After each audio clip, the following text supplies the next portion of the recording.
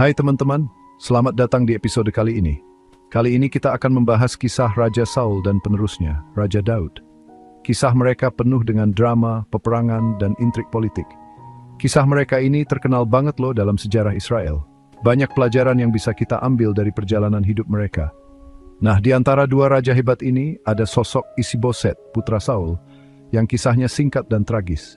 Meskipun tidak sepopuler ayahnya atau Daud, perannya dalam sejarah Israel sangat penting. Nama Isi-Boset sendiri punya arti orang yang malu. Nama ini mencerminkan banyak hal tentang kehidupannya dan bagaimana dia dipandang oleh orang-orang di sekitarnya. Nggak heran kalau dia jarang diingat dalam sejarah. Namun justru karena itu, kisahnya menjadi lebih menarik untuk kita telusuri. Tapi ceritanya menarik banget loh. Ada banyak hal yang bisa kita pelajari dari kehidupannya yang penuh tantangan. Kita bisa belajar tentang perebutan kekuasaan di zaman Israel kuno. Bagaimana Isi-Boset berusaha mempertahankan tahtanya di tengah-tengah konflik yang berkecamuk. Kita juga bisa melihat gimana rumitnya jadi pemimpin, gimana kesetiaan diuji, dan bahayanya pengkhianatan. Isi-Boset harus menghadapi banyak pengkhianatan dari orang-orang terdekatnya. Yuk, kita telusuri kehidupan dan pemerintahan Isi-Boset supaya kita bisa mengerti situasi politik dan militer di Israel kuno setelah Raja Saul wafat. Dengan memahami kisahnya, kita bisa mendapatkan wawasan yang lebih dalam tentang sejarah Israel dan dinamika kekuasaan pada masa itu. Isi-Boset adalah putra Raja Saul, raja pertama Israel, dari istrinya yang bernama Ahinoam.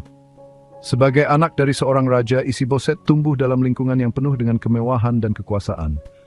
Kehidupan di istana memberinya akses ke pendidikan terbaik dan pelatihan militer yang ketat.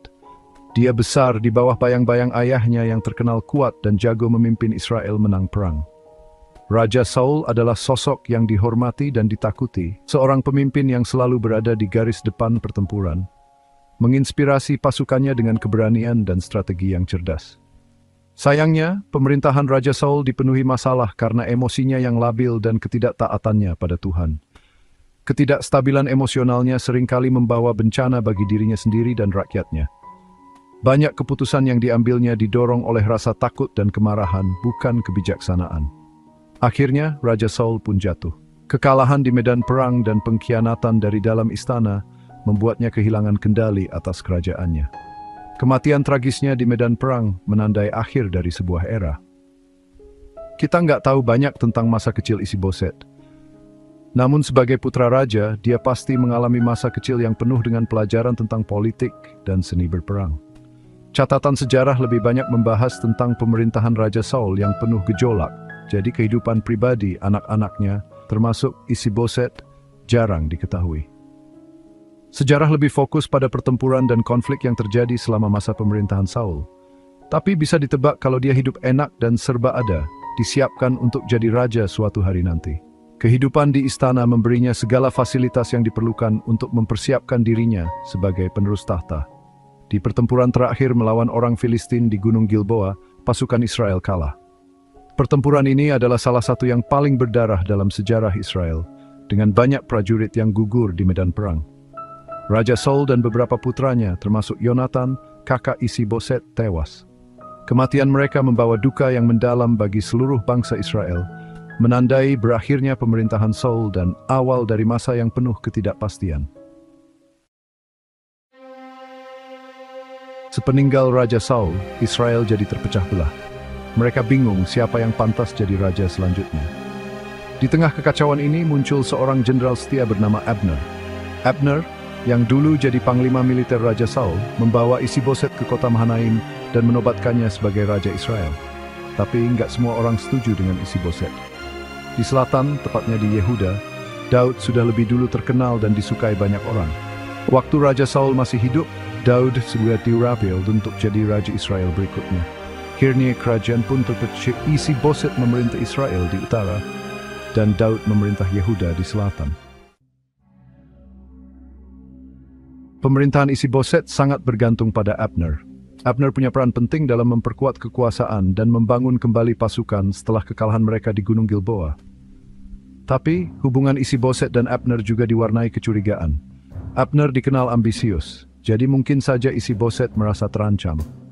Ketegangan ini makin menjadi-jadi karena ulah Abner sendiri yang beberapa kali seperti menantang otoritas Isi-Boset. Salah satunya, Abner malah menikahi Rispa, salah satu istri Raja Saul. Tindakan ini jelas bikin Isi-Boset marah besar dan dianggap sebagai penghinaan terhadap kerajaan. Konflik antara Isi-Boset dan Abner makin meruncing dan berujung pada serangkaian peristiwa yang membawa bencana.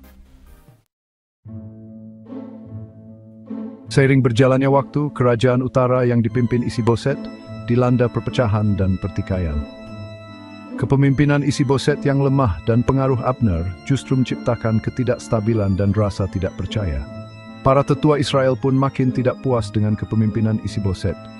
Mereka merasa Isi-Boset tidak punya kekuatan dan tekad untuk menyatukan kerajaan dan menghadapi tantangan dari Daud. Di sisi lain, Daud semakin kokoh di Yehuda. Keberhasilan Daud ini makin menunjukkan kelemahan dan ketidakstabilan pemerintahan Isi-Boset. Ketika konflik antara Isi-Boset dan Abner memuncak, kerajaan utara berada di ambang perang saudara. Perselisihan di antara mereka seperti bom waktu yang siap menghancurkan kerajaan yang dibangun Raja Saul. Puncak konflik antara Isi-Boset dan Abner terjadi ketika Abner yang marah besar karena perselisihan mereka memutuskan untuk membelot ke pihak Daud. Abner menemui Daud dan menawarkan untuk membawa seluruh kerajaan utara. Pembelotan Abner tentu saja menjadi pukulan telak bagi Isi-Boset. Sayangnya, pembelotan Abner tidak berlangsung lama. Setelah bertemu Daud, Abner kembali ke Hebron untuk menyelesaikan proses pemindahan kekuasaan. Di tengah jalan, dia dicegat oleh Yoab, komandan pasukan Daud yang masih dendam padanya. Meskipun Abner sudah bergabung dengan Daud, Yoab tetap membunuhnya untuk membalaskan dendam kematian saudaranya. Kematian Abner menjadi pukulan telak bagi Daud dan titik balik dalam perebutan kekuasaan antara dia dan Isi-Boset. Kabar kematian Abner sampai ke telinga Isi-Boset. Abner, yang merupakan jenderal terkuat dan paling setia, telah menjadi pilar utama kekuatan Isi-Boset. Kehilangan Abner adalah pukulan telak yang mengguncang fondasi kekuasaannya. Dia pun ketakutan dan putus asa. Isi-Boset merasa bahwa tanpa Abner, dia tidak akan mampu mempertahankan tahtanya dari ancaman yang semakin mendekat. Hilangnya jenderal terbaiknya membuat dia tak berdaya. Isi-Boset mulai merasakan bayang-bayang kekalahan dan kehancuran yang semakin nyata. Di tengah kekacauan ini, dua kapten Isi-Boset, Baana dan Rekhab, melihat peluang untuk mendapatkan hati Daud. Mereka menyadari bahwa dengan mengkhianati Isi-Boset, mereka bisa mendapatkan keuntungan besar dan mungkin posisi yang lebih tinggi di bawah pemerintahan Daud. Mereka pun mengkhianati raja mereka sendiri. Dengan hati yang penuh dengan niat jahat, mereka merencanakan tindakan pengkhianatan yang keji. Pada suatu hari ketika Isi-Boset sedang tidur siang di rumahnya, Baana dan Rekhab menyelinap masuk dan membunuhnya. Tindakan ini dilakukan dengan kejam dan tanpa belas kasihan. Mereka membawa kepala Isi-Boset ke Hebron dan mempersembahkannya kepada Daud. Mereka berharap bahwa tindakan ini akan membuat Daud senang dan memberikan mereka penghargaan. Alih-alih senang, Daud justru marah besar atas pengkhianatan mereka. Daud, yang dikenal sebagai pemimpin yang adil dan berpegang pada prinsip-prinsip moral, tidak bisa menerima tindakan keji tersebut. Dia mengutuk mereka karena telah membunuh raja yang sudah diurapi Tuhan.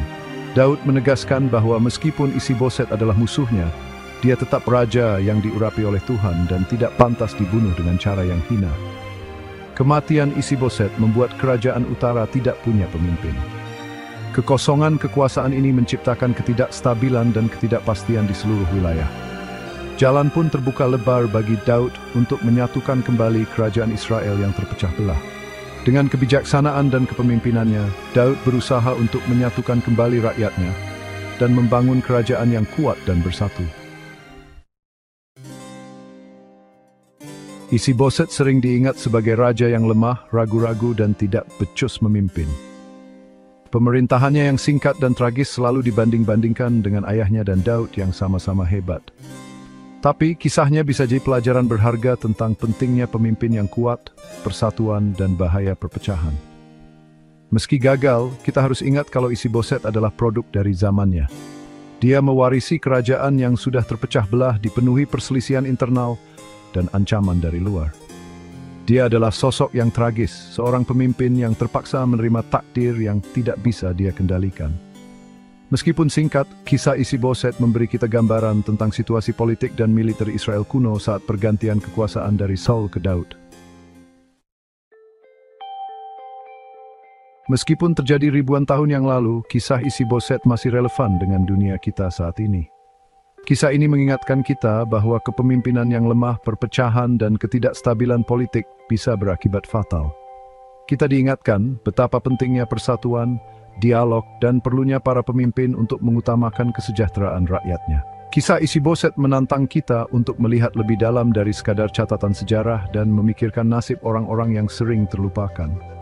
Dengan mempelajari kehidupan dan pemerintahan Isi-Boset, kita bisa memahami tantangan kepemimpinan, dinamika kekuasaan, dan sifat manusia yang tidak pernah berubah.